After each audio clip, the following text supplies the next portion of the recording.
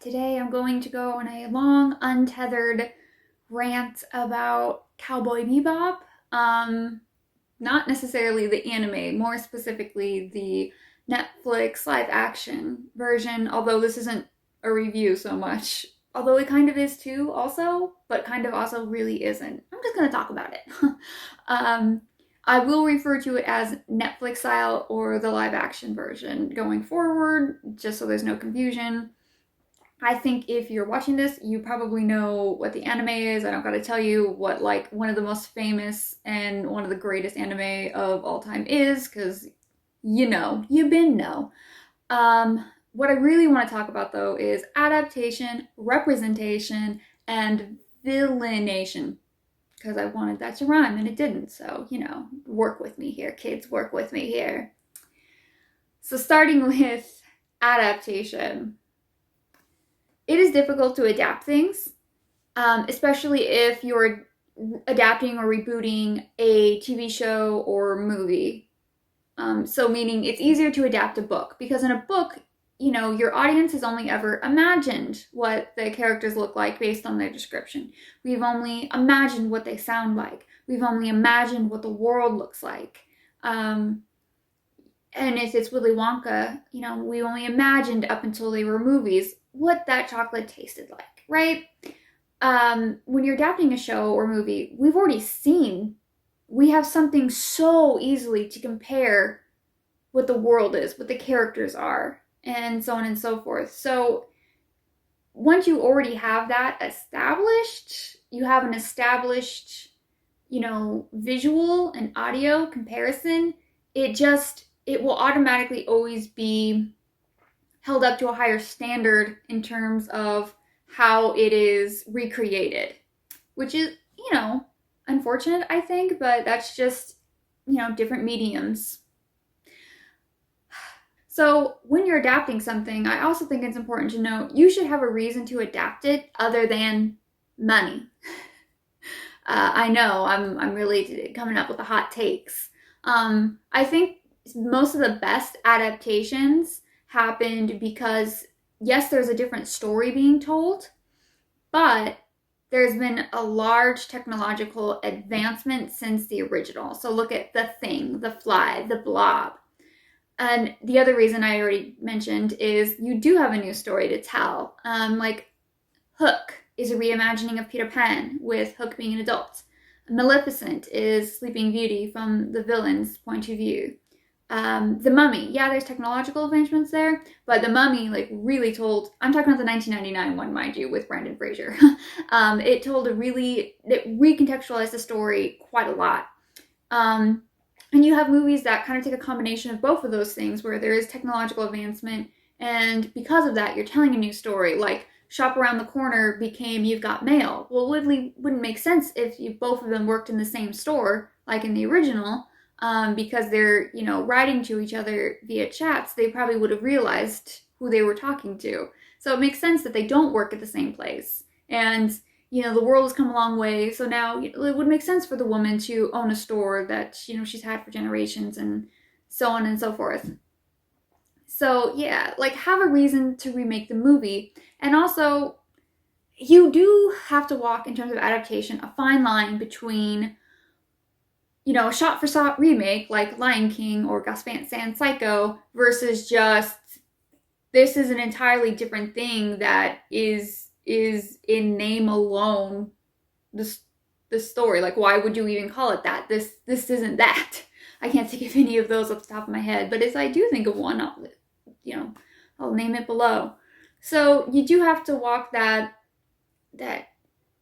line between telling a new story, so there is a reason to adapt the material again, but also keeping true to what makes that story, or what makes those characters, and or both. And I'll explain that when I talk about the characters, which I'm going to talk about in crazy depth. Another important thing to note is when you're adapting or recreating something, any changes that you do make, there should be a purpose to them. And again, I'll talk about this more when I get into the characters, but as an example, the remake of The Fog. I know the original's better, but just stick with me here. In the original, I watched this when I was 13, and it really bothered me that the main female character and the boat had the same name, but there was no reason given as to why they had the same name. Well, then why, as a writer, would you give them the same name? That didn't make sense to me. To me, at 13, there really needed to be a reason. When they readapted the material and made a new movie, again, not as good of a film, but they at least did have a reason for the woman and the ship to have the same name. Given it's kind of a silly reason, but it's not convoluted. Like, it makes perfect sense for the logic of the film, which always needs to happen. Anytime you have anything happening, it just needs to make sense for the logic of the film. You can change any real world rules or laws of physics or anything you want as long as it's made sense and explained in the context of the film. I think when I was watching a movie, I think it was a Godzilla film, and they kept talking about radiation. They didn't explain how radiation works in the movie, but because we know what radiation is in the real world, that's all we have to compare it to, because they never recontextualized it. And based on how they were talking about it in the film, I believe it led me to say, that's not how radiation works 17 times. Although I still loved that movie because I love all Godzilla movies. Go, go, Godzilla. Why am I such a spaz? I don't know. So adapting isn't easy, especially when it's a beloved property, which Cowboy Bebop so is. When I was first watching it, I felt like Netflix style was at its weakest when they were trying to make an almost one-for-one recreation of the original. But then as I got further along and they started deviating from the original storyline more and more to kind of tell, I'll get to this when I talk about format, but to tell a more serialized story, I realized even when it was doing its own thing, it wasn't very good either, which is why I feel as though even as watching this as something that's not an adaptation, I only found the show mediocre. But watching it as something that is based on source material, when you compare it to its source material, oh, it's so bad though. It's so bad. It's painful. Super painful. I feel bad for it. I'll get into that. But basically, I think a lot of creators kind of conflate respecting the source material with copying it. I don't think anyone really wants a copy. Like I said, Gus Van Sant's Psycho is not that popular. The Lion King, the CGI one, made a lot of money, yeah, but when you compare it to the original, ugh, and that might be an opinion, but like if you look at The Force Awakens, the biggest complaint was that it was just remaking A New Hope. And actually a lot of sequels, particularly like in the 80s, were basically the first movie all over again, like Gremlins, Die Hard. The Hangovers are all kind of the same movie. Jaws 2 is basically the same as Jaws. Speed 2 is Speed, but on a boat. Usually those kind of fall flat because they're not advancing anything. They're not giving us any reason why we're watching it. Again, like, why are we watching the same story? Exactly the same story. Like, there should be something that gives us reason to come back to this IP. But like I said, also, when you're making changes, I'm going to say this a lot, there needs to be a reason. And that's kind of, for me, why one of the reasons this really fell flat as an adaptation is that they seem to have good reasons for some of the changes they made, but then at the end, all of those changes came undone, and that made me very sad. Like, I wanted this to be good. I wanted it to be good so bad because I love Cowboy Bebop. And it was just disappointing to me. But I'm going to start talking about format so that I can get into the characters, and that's where I'm really going to talk about the plot of the show, because oddly enough, I don't know if people would necessarily think about it this way, but to me, the anime is incredibly character-driven, not plot-driven, meaning that the anime of Cowboy Bebop is informed by who the characters are, and the characters are not informed by what the plot needs them to be. So, for me, the show, one of the reasons the show failed is because it tried to copy the original, but lacked the emotion and intelligence. The Cowboy Bebop anime, I think a lot of adults, particularly in Western culture, look at anime as being cartoons and, not adult. But Cowboy Bebop is incredibly deep and dynamic. I'm going to probably use those words a lot because I can't think of any synonyms for them. So be prepared for that.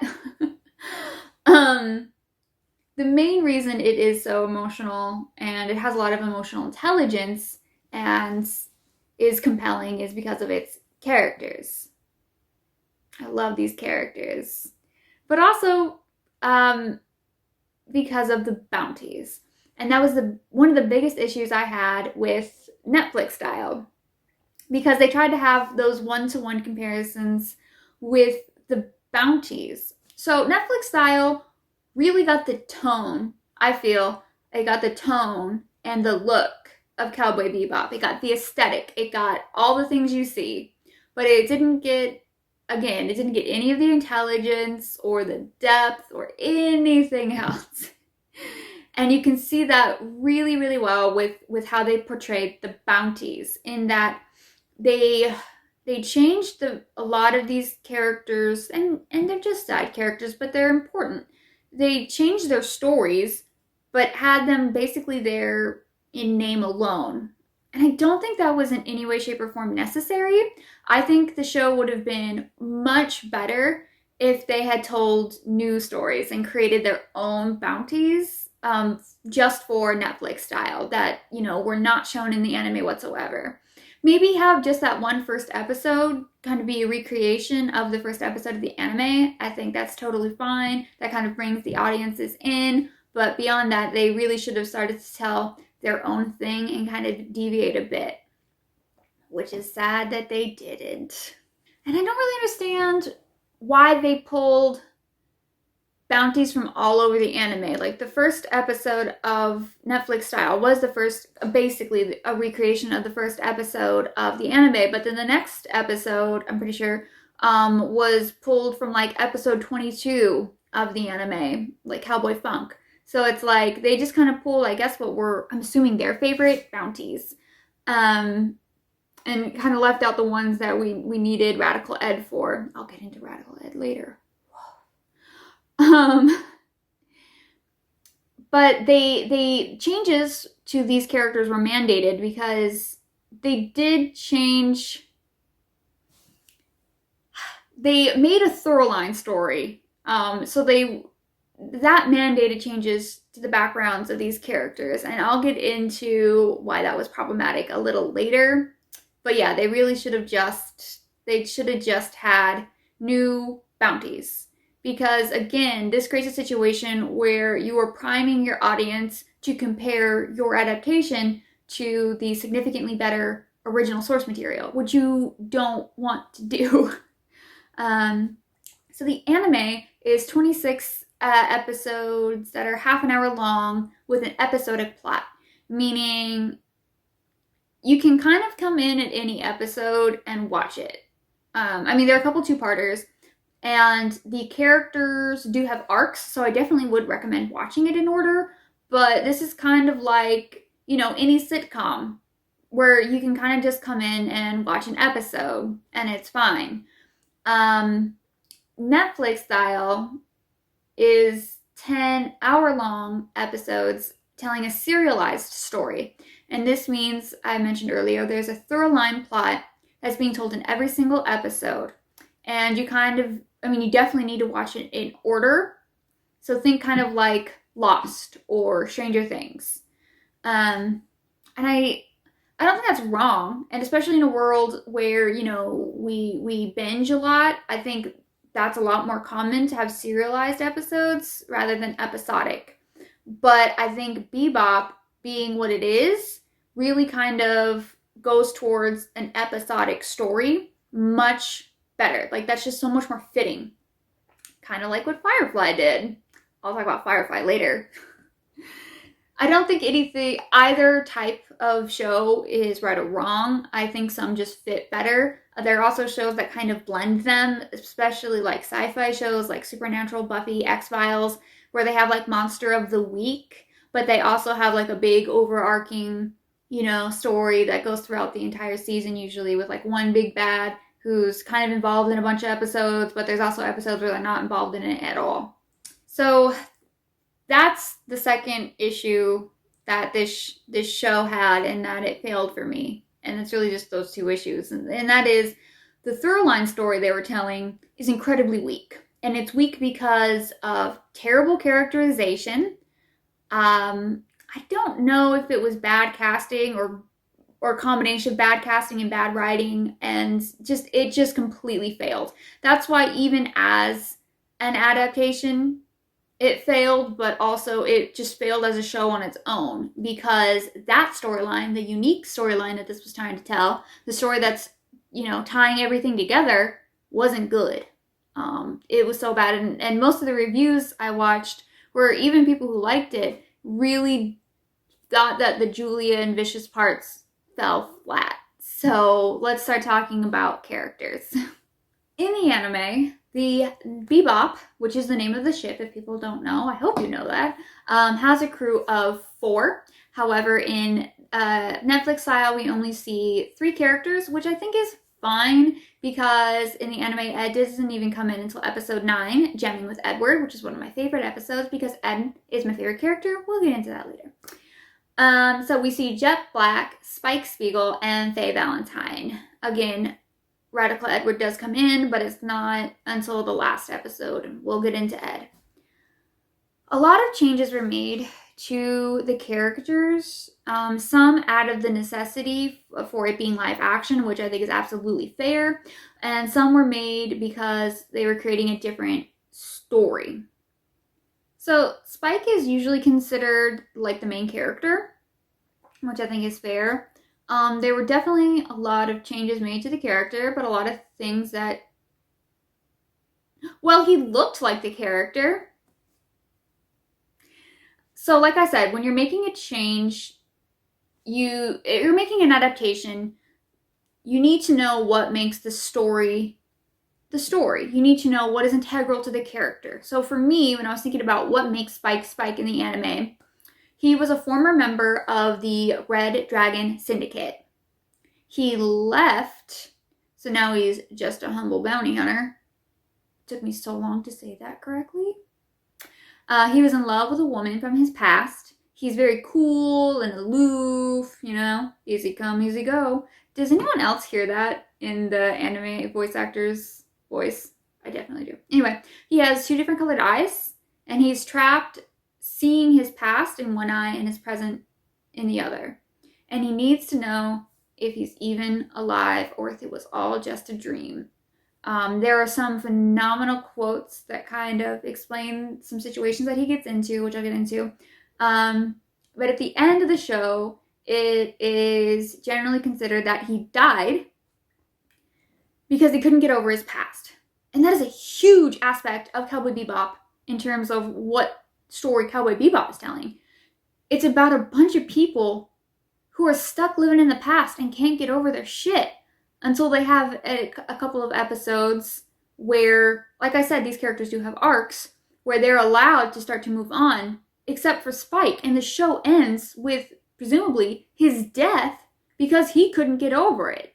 Whereas Jet and Faye do, the exception being Edward, but even then, Ed leaves the show after reuniting with their father. That's a whole thing. Not important to the Netflix style, though. But that's what makes Spike in the original. He's like this, I'll get into that. So in the live action version, Netflix style, he's played by John Cho, who's I think like 49 years old. So I don't mind aging the character up, and I'll talk about in a second. So he's a 40-something-year-old bounty hunter who left the syndicate after saving his partner Vicious's life and then faking his death. he had a one-night stand with Julia, so I guess like he loves her or something now, I think. He's like ashamed and hiding his past, or he doesn't want Jet to know because Jet will be mad at him, I guess. He's just kind of like over everything. You know, he's just done with it.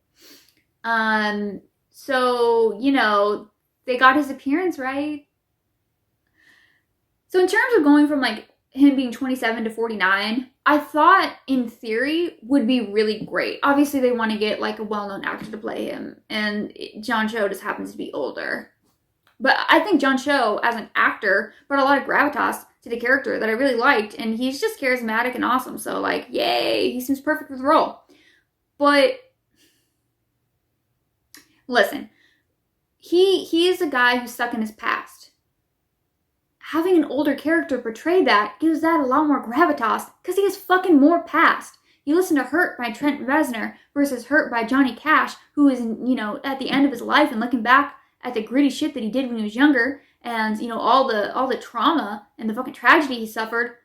Trent Reznor's got like 30 years now before he's going to get to that level of power and emotion that carries, right?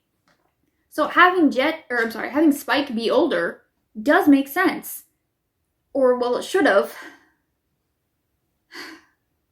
Netflix style doesn't really have anything to do with the past haunting the characters. Well, it vaguely does for Faye having amnesia. I'll get to that.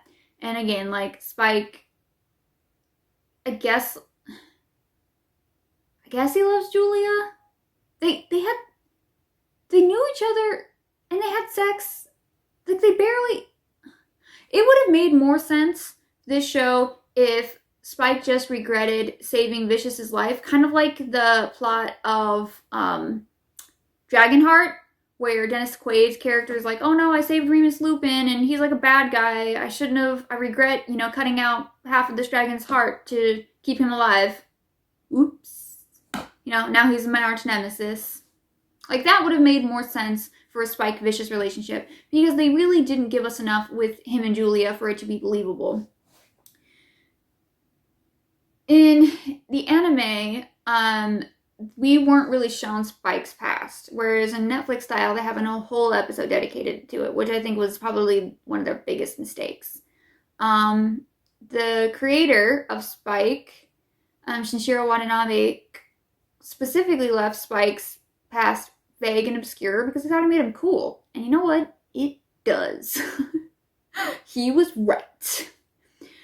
Like, you can tell a backstory. Usually it's good. But I think if you notice a lot of adaptations that are telling stories from TV shows, they tell the origin story. J.J. Abrams' Star Trek, The A-Team, like so many of these shows decide, you know, this is an area that wasn't explored in the original, so let's start from the beginning and explore it now. And sometimes that works, but like sometimes it doesn't. I don't know. Like, we have too many origin stories is what I'm saying, and this one was just written really badly because Spike isn't focused and haunted by his past with his two different colored eyes. Like, aging him up doesn't matter as much. I mean, I guess it's kind of better like having an older dude than a 27-year-old, but like that nuance and that emotional story is no longer there. So it just doesn't matter. Like, it's so boring. As I said, Spike is a character who can't let go of the past. He can't let it go. He can't forget it. He can't move on. And that's a metaphor for the show. The last line is you're going to carry that weight. That's the ending message. The weight of the past is something that will either consume you or that you have to live with. And it consumed him. Oh, jeez. Netflix style was just a superficial recreation of something really terrific. So moving on to Jet Black. In Netflix style, he's played by Mustafa Shakir. He's apparently younger than John Cho. I mean, visually it works, but So Mustafa, I think a lot of people agree that he was the best part.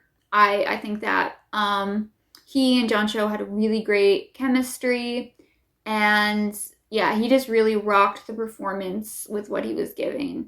Apparently, some people were mad that he was black. I'm gonna need you to examine your bias and just stop with the racism, okay? But the writing wasn't good. Like there's a part where he says, "Sounds to me like blackmail," and this woman replies, "Damn right, because Jet, you are black and you are male."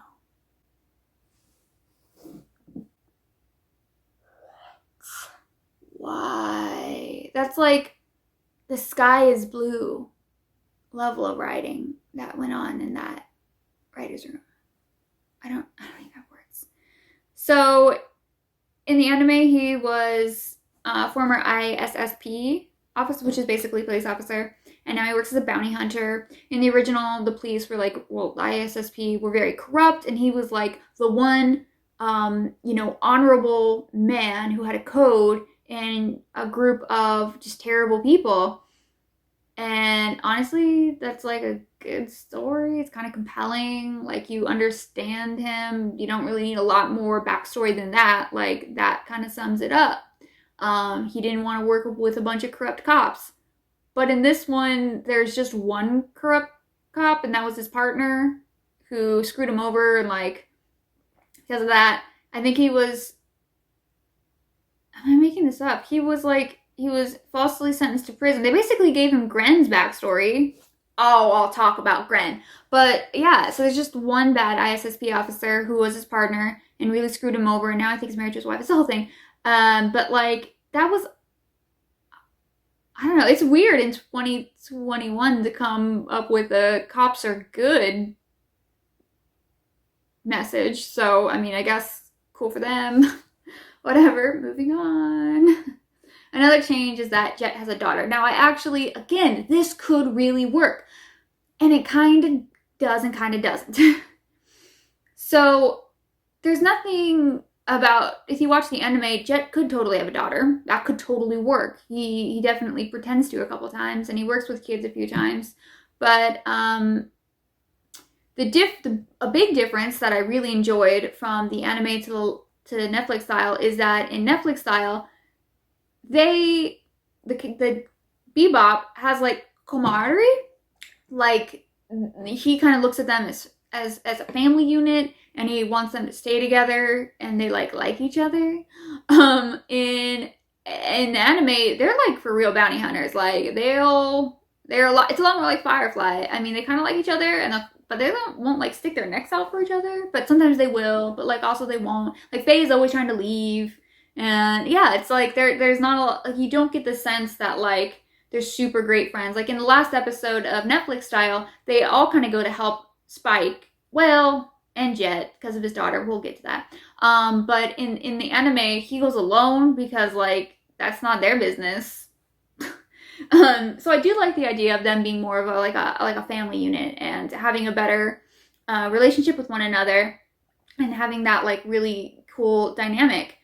In the anime, you really only see that one time in Hard Luck Woman when Jet and Spike are eating their feelings because Ed's left, which and they're playing Call Me, Call Me, and that's one of my favorite moments of the show. It's like, it gets me every time, and I very rarely cry, but that'll bring me to a tear. And having Jet, be a father who has to provide for his daughter gives him a really good motivation too.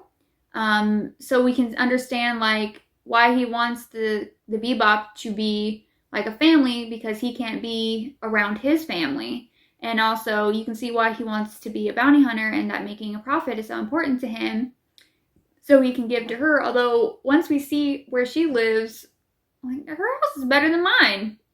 Like, he doesn't really need to provide for her. I can understand wanting to, but she seems very well taken care of. So it seems more like maybe he should just be around and present for her and not trying to earn, money when clearly they have it. I don't know. That's just a personal opinion. Like, that brings me to another thing. So in the anime, The Bebop Crew kind of sucks in that, like, they really very rarely ever actually get a bounty. And they're usually super broke and living off scraps if they even have food. And, like, sometimes they run out of gas, so they're just drifting in space and shit. You know, they're showing the future as very blue collar and kind of impoverished. And it wasn't super dystopian per se, but it wasn't, like, not dystopian. Again, Firefly really kind of nailed that aspect of it. Netflix style, for some reason I saw an interview where, like, the creator said, like, he wanted the future to seem good. But then, like, here's the thing. With making the cops good and not corrupt, here's my question. Why the fuck do we need bounty hunters? Actually asking. I don't know. The show didn't explain. Like, why is there a need for them? You have cops that do their jobs. I mean, the syndicate's a thing, but, like, I don't see the need for bounty hunters. The societies all look fun. Like, I'm very confused by this. Legitimately. Maybe I missed something. Yeah, that's just kind of a problem. And again, they want to tell the same story, but they also depict it in a way that makes the story moot. It's kind of dumb. I don't know. Moving on to Faye. So let's just get her outfit change out of the way, boys. A woman is no less of a femme fatale or a strong, independent, confident boss bitch, whether she's wearing whatever the fuck she's wearing, okay? With whatever Faye is wearing there versus what she's wearing in the new one. If she's, I don't know, wearing lingerie or, like, sweats covered in Cheeto dust and chocolate syrup and ice cream in her hair. Same level of confidence and badassery in both of those situations. So why don't we let the woman wear some fucking clothes? Because you know what? Full fucking stop. The anime objectified her. There is no argument here. Alright, moving on.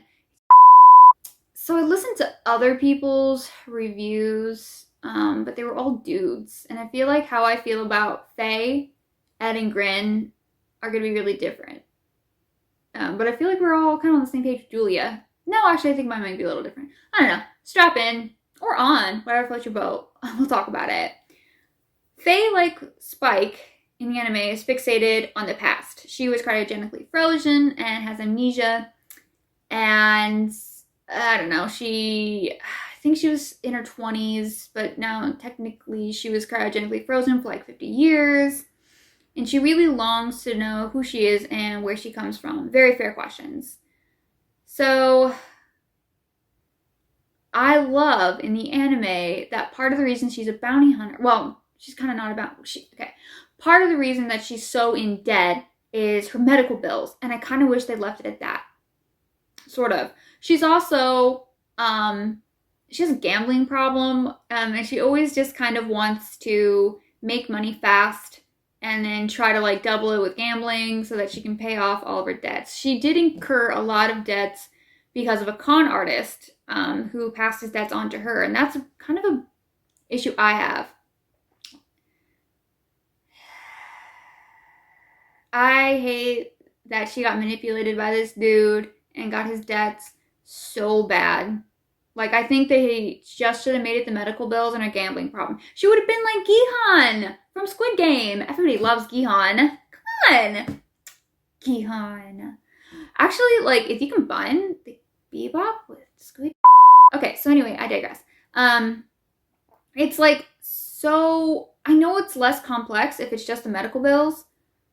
But it is saying a lot about the healthcare system. And here's the thing. It's also a lot less demeaning. Faye's backstory in Netflix style is largely the same. The big difference comes from who the con artist manipulating her is.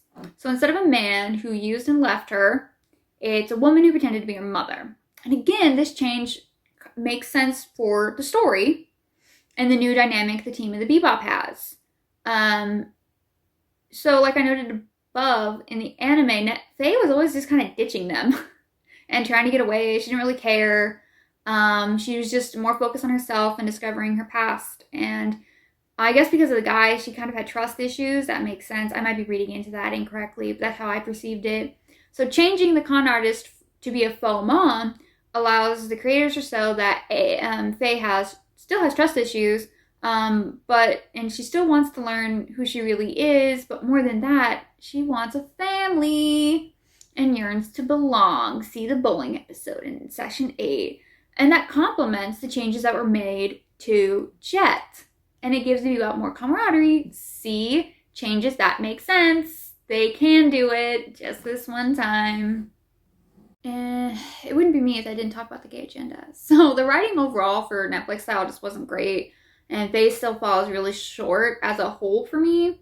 But I would have loved it if she were a bi or sapphic icon. But she just isn't.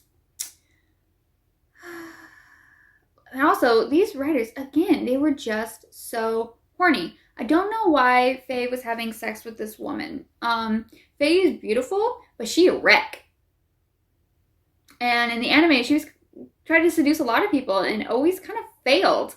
And I love that, Faye is this crown violet, tiara wearing queen, but the hookup just comes off as pandering. I don't think it was sexualizing them. Other people might feel differently, but I would have loved to have some build up to that. And if in the next episode she wasn't like looking at a porn mag, that's not what we got. But this isn't very good representation.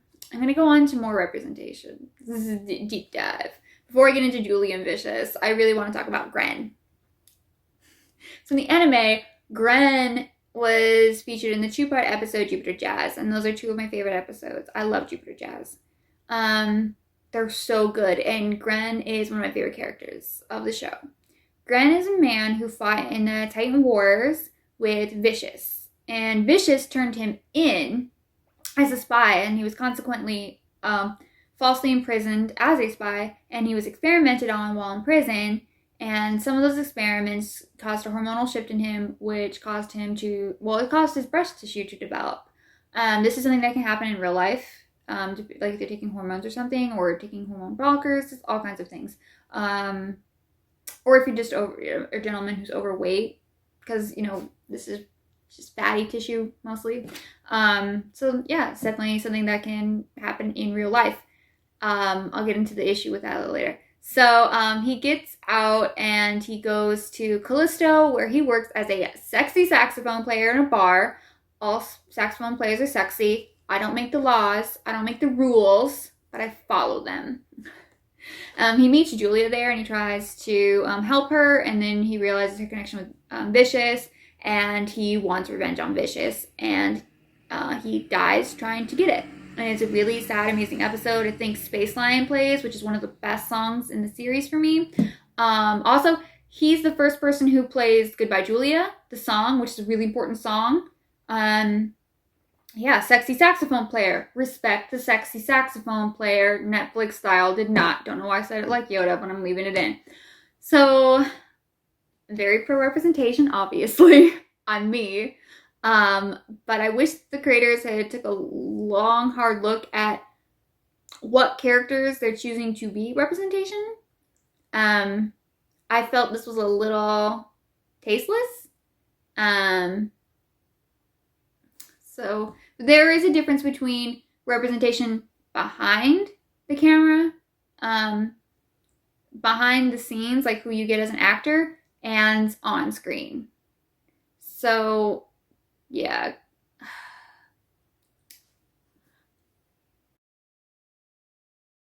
I interrupt this, I don't know what I'm doing, to talk about the new Rugrats. So, in the new Rugrats, the reboot, Betty DeVille, Phil Mills' mom, is now a single sapphic mom raising the twins, and I don't like it. Okay. Betty in the OG is this strong, loud, feminist, badass, legit boss who wears like the female side shirt. And she is what I would consider being like very masculine coded.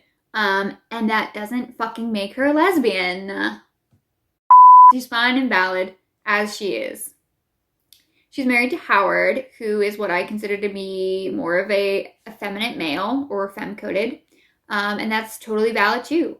In the 90s, having this like inverse gender-coded couple was really progressive. And here's the thing, it would still be progressive today. Okay.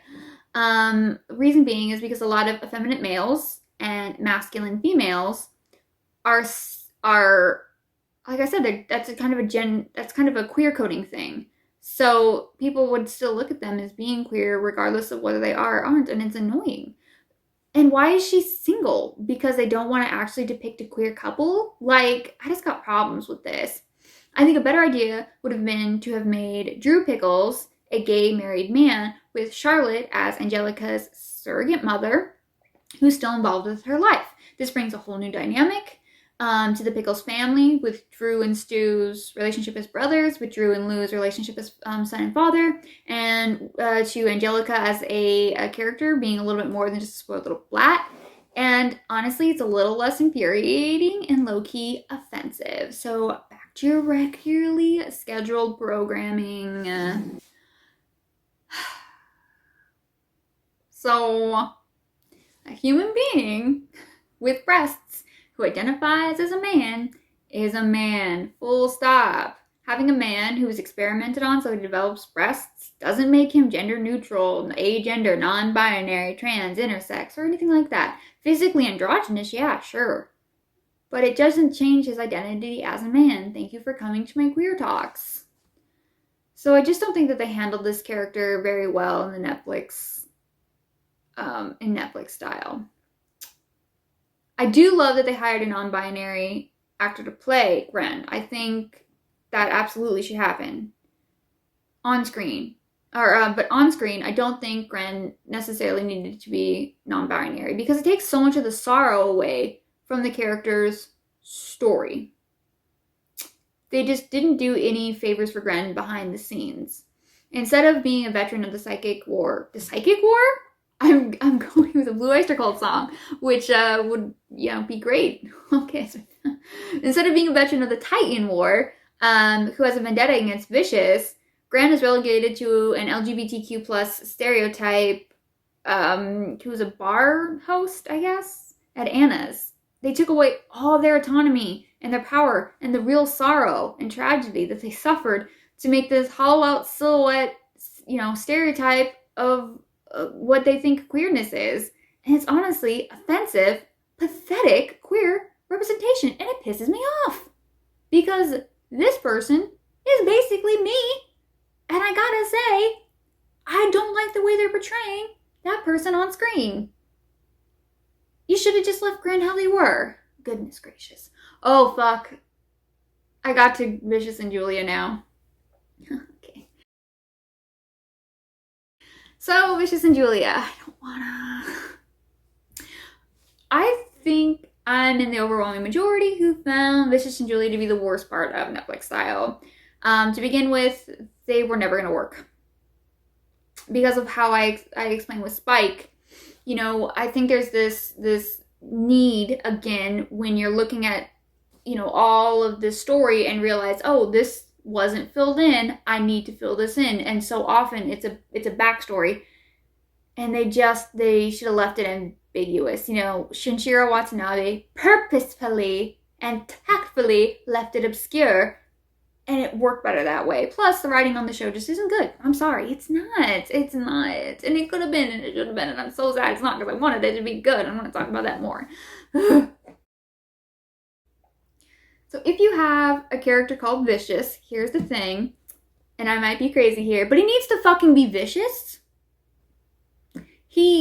As a writer, when you have a character named Vicious, you should not make them a spoiled, crying, pathetic, rich boy trying to get daddy's approval, because that's not vicious, like at all. And just having him be violent doesn't actually make him that vicious either. He's like worse than Ward Metcham from Iron Fist. And yes, I'm talking Iron Fist. I said it. Which I did think Ward and his father were the best parts of Iron Fist. So everyone talks about Danny Rand. Oh, I don't care about him. I would watch the Ward and his father scenes, because those were actually kind of fun. But like in Cowboy Bebop, Vicious doesn't work, because I guess they try to make him sympathetic, but here's the thing. His name's fucking Vicious. Did you not? So, for many villains and antagonists, a tragic backstory can provide a lot of drama and a lot of dimension. But not if their fucking name is goddamn Vicious. And you can even have, like, as for a character named Vicious, you should want him to be intimidating. Plus, that's basically what he was in the anime. He was intimidating. He was scary. He wasn't sad. But you can have someone have a sad backstory and still be intimidating. I feel like Wilson Fisk in Daredevil kind of had, both going on. Even the Punisher, although he's not a bad guy. Well, he's someone who has a tragic backstory, but he's very fucking intimidating. You can do both. You can both eat your cake and have it, but not for Vicious. It just didn't work. Although I will say, casting John Noble, always a good idea, but John Noble couldn't even say this, and that's fucking saying something. I think John Noble actually has one of the best antagonist roles ever in Walter Bishop in Fringe. He literally destroyed a universe trying to save his son's life. He wasn't an intimidating character, but my God, like that was a good villain reveal.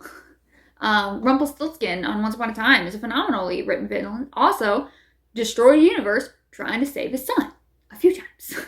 but that's something that comes up with villains. Villains being like power hungry isn't a motivation. Why you're power hungry is your motivation. Being power hungry is an objective. Vicious, we understand in Netflix style why he's doing this. His father's an asshole and the syndicate sucks. Okay, easy. We get it. But like, he's not compelling at all. And it should be. Like, I could see the elements. They had the elements of what makes a good villain, but it just fell so flat. And part of me thinks it's because of Julia. I'm so sorry. Okay, I'll get to Julia in a second. I want to talk about the plot again. So I said it was a serialized plot. There's a through line story in the Syndicate. So the Syndicate in Netflix style is not the Red Dragon Syndicate. It's now the Syndicate. Capital T, capital S. There's one and only Syndicate, like the Empire. So this big, bad, all-knowing, seeing, powerful organization ties every episode together, and it shouldn't. A huge complaint in Star Wars I've noticed nowadays is how everything is tied in this giant, massive universe to either the Skywalker and or the Empire. And I think the anime did a good job in that everything isn't all connected in this giant, galaxy. Everything is kind of localized. Each planet kind of has their own kind of thing going on, or even each town on a planet has its own thing going on, which is very realistic. And I love, again, because it's more episodic, though it lends itself to that. But even Firefly had the same problem that Netflix style does, where there's just kind of one big, like, universal government. And honestly, it's kind of dumb. The anime did it better. Do what the anime did. Damn it. But it allows for, like, more creative storytelling if you don't have to, like, tie everything back into the Syndicate, which, again, is why a lot of the bounties that they pulled from the anime to recreate here had to, by necessity, have different stories because they needed to tie into the Syndicate. And it was just a little bit too much. Like, Ein being able to be tapped into by Pierre LeFou. It's just so dumb. Anyway, so Spike was a member of the Syndicate who broke free after faking his death and were treated to an entire flashback, which I've said is bad. But we see Vicious and Julia's relationship, which was terribly written. But their relationship was written way better than Spike and Julia's relationship. Okay, I'll get into Julia. I just don't want to. So in the anime, Julia is barely shown. And she was a member of the Red Dragon Syndicate with Spike and Vicious. And they may have had, she, you know, they shared a relationship with Spike clearly and may or may not have had one with Vicious. It's, you know, heavily implied that she did. It's really kind of like very male gazy, kind of Vertigo, which I'm cool with giving her more power and empowerment, but that doesn't mean just giving her more screen time. Because they fucked her character up worse than Gren's. So, ugh. It's impressive. Julia is now a singer at Anna's bar who Vicious fell in love with and dated, and who, I don't know, we see her on screen with Spike for a day. And I mean, they clearly know each other by this point, but we don't see them knowing each other. And one night, Vicious like attacks someone, so Spike takes her home and they have sex, and then that's it. That is not a good build for a love story. I'm sorry, that is stupid. That was bad. I mean, I'm oversimplifying, but God, so did they. You get the point. It was like ridiculous. But similar to Gren, all of Julia's autonomy and power is stripped from her. She's made into this like ideal, feminized female character. She's turned from this badass syndicate operative, like look at her, to a bar singer who guys find pretty. And instead of, you know, going on the run after not killing Spike and leaving the Red Dragon Syndicate so she wouldn't have to kill him, she marries Vicious and they're in an abusive relationship. I mean, yay, empowering. Kill it with fire. But a big issue is that Spike, in both the anime and Netflix style, his whole character is built on his love for her. And what they show us in the flashback does not do that plot any service. It does it disservice. Ooh, wow, yeah. And it's worse. It's a worse love story than Twilight. And it just made me feel bad. Honestly, it kind of made me feel bad for Vicious. I mean, again, I shouldn't feel bad for Vicious. His fucking name is Vicious. And also, if you see him in the anime, he is in fact vicious. So Spike's just okay. So Vicious is a bad person, but like he wasn't a bad boyfriend. All right, so there just wasn't enough build-up, and for the crux of the show to fall so flat, it renders this really difficult to come back from. Not that that's going to be an issue anymore. So let's talk about the ending. They really blew their load in the most unearned way. Like, Zack Snyder earned Superman's death more than Cowboy Bebop, the live-action version, earned that church scene. Session 10 is like a discount, off-brand, off-the-rack, slightly damaged reenactment of Real Folks Blues that was done at a Comic-Con by someone who it's their first time ever going to a Comic-Con. It's so bad. And can you tell that I have feelings about it? They even had Faye say, I'm not going to carry that weight. Like, fuck you, show. I actually said that to my TV. Fuck you, show.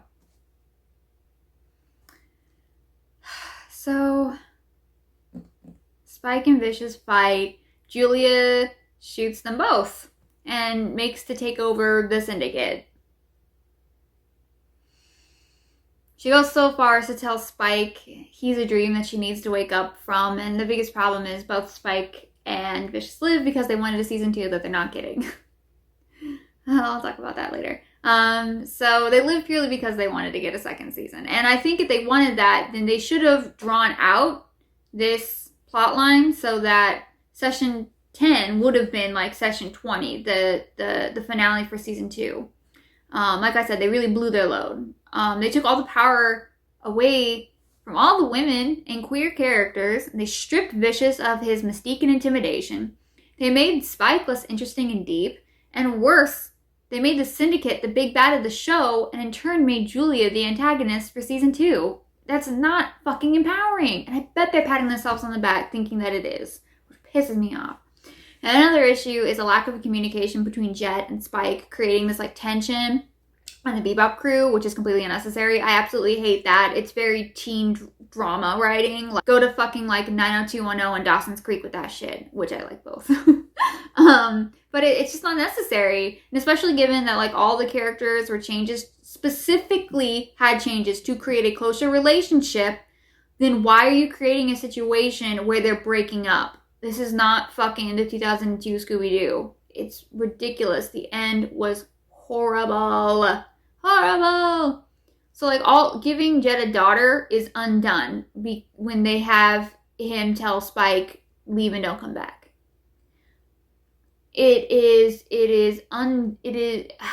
All of it is undone by having them have that argument.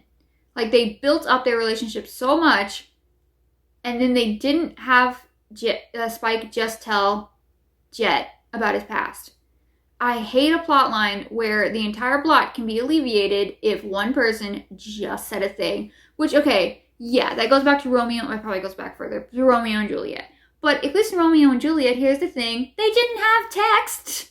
Like, they tried to talk to each other. They tried to have communication. This show's second crux is just lack of communication. Because the dude was too much of a coward. His name, they renamed him Fearless and they made him a coward. Are you kidding? Okay. So, anyway, Jet lives and he goes and passes out in a gutter. Well, an alley. Same thing. And we arrive at Radical Edward. Oh, God. Oh, my God. Oh, my God. So Radical Edward has been my non-binary icon for like 20 years. I love they got a non-binary actor to play Ed. And it's always bothered me when people try to give Ed the label of he or she when Ed's just Ed. You know, Ed is our little wavy noodle hacker, and we love Ed. Ed is only in the last minute of the show for less than a minute, and it completely ruined the show for me, if I'm being honest. I want to be clear that I didn't, in no way, shape, or form, does the child who's playing them deserve any hate. But the fact that they have a child playing Ed, honestly, is one of the biggest issues. And like I said, this show really tries to get the aesthetic right, and they got the look good. Well, they tried. But you need to know, again, what makes a character a character. The way Ed looks is not what makes Ed Ed. You can change the look. I think, personally, they should have aged Ed up. You know, this is not going to be a character you can have that 1-to-1 ratio with. You cannot copy and paste Ed. Ed is the biggest badass ever. So yeah, aging them up to be like, to have an non-binary actor like 18 to 20 who just kind of looks younger and is, you know, petite to play Ed would be better. I think they should have had a singer, because Ed has this really incredibly sing-songy voice, and the most important thing with Ed is Ed can't sound annoying. And when you have a kid doing this, they're always going to, because they sound like a kid. And it's just and they don't have, kids sound like kids, and they don't have the voice to really be able to portray Ed without sounding grating. Nails on a chalkboard. So, you know, you shouldn't be saying, Spike Spiegel! No, you should be doing it like Spike calls, you know, Faye, Faye! And just being kind of goofier with it, not intense. This kid, honestly, the director should legitimately be ashamed of themselves for looking at that performance and using it. Like, that poor fucking kid. I'm sure, you know, everyone calling out Ed for, you know, not being portrayed well is in no way, shape, or form their fault. And I'm sure they feel really bad about it. And that just makes me sad for that kid. So, in conclusions, it wasn't good. It was mediocre on its own, and Adaptation, it was terrible. There will always be a live action Cowboy Bebop that is phenomenal. It's called Firefly. If you haven't watched it, my god, do. The anime is this deep, beautiful, fucking compelling, sad, hilarious story. It's such an anime. 100% would recommend it. I mean, I'm sure you've seen it. It didn't get a second season. I was waiting to make this video until I found out if it did or didn't. I honestly wanted to, because I do think there is, there are places to go that aren't up, but I think that they would have been able to look at the feedback they were getting and make those changes. I would have liked them to get a second season and actually make Julia a better character, actually make Gren a better character, and not just this hollow, we did a representation thing. Maybe have the actor play Ed, play him a little differently, to kind of alleviate some of the issues between Jet and Spike's communication differences, and get more into Faye's past, and never ever have Faye and Jet have a thing for each other. Oh my god, if they had done that, I would have killed it with fire. But I do think there's, going forward, they could have made improvements and made it better. And now we'll never get to know that. So that's kind of disappointing. I don't know. This was very long. If you watched this whole thing, my god, I'm sorry. Yeah. Thank you for watching. Have a good day.